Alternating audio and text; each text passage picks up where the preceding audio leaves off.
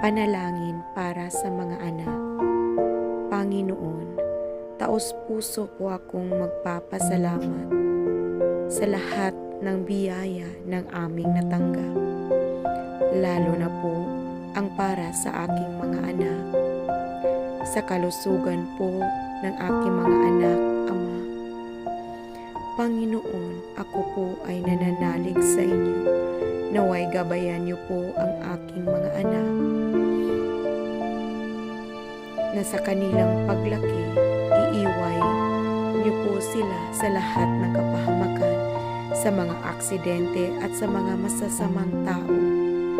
Panginoon, tulungan niyo po sana sila na makatapos sa kanilang pag-aaral.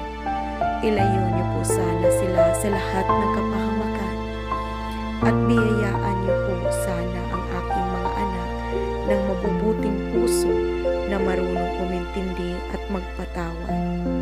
Amen.